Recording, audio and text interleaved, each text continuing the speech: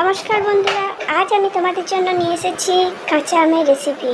টক ঝাল মিষ্টি একটি কাঁচা আমের জেলি রেসিপি। এই গরমকালে কিন্তু টক ঝাল মিষ্টি একটু অন্যরকম স্বাদ নিতে সবাই আমরা ভালোবাসি।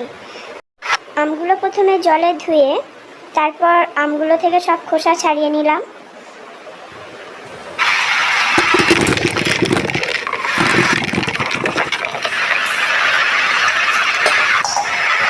দেখো, সব আমের খোসা ছাড়ানো হয়ে গেছে।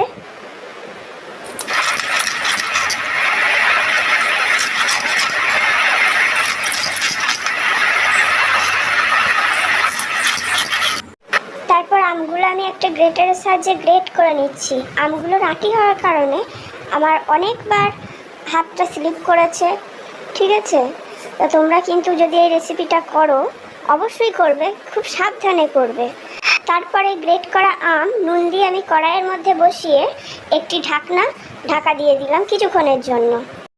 এই রেসিপিটা করতে আমার গুড় বা চিনি কিছুই লাগেনি। দেখো আমি কি দিয়েছি, হ্যাঁ, মিছরি দিয়েছি। আমি মিছরির সাহায্যে এই রেসিপিটা করেছি। মিছরিটা প্রথমে ভেঙে একটু গুঁড়ো করে নিয়েছি।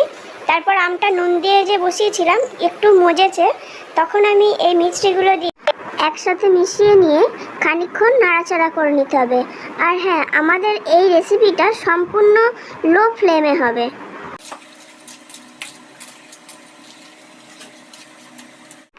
তারপর দিয়ে দিলাম কেটে রাখা কাঁচা লঙ্কা, মোটামুটি 1 থেকে 150 গ্রামের মতো দিয়ে দিয়েছি।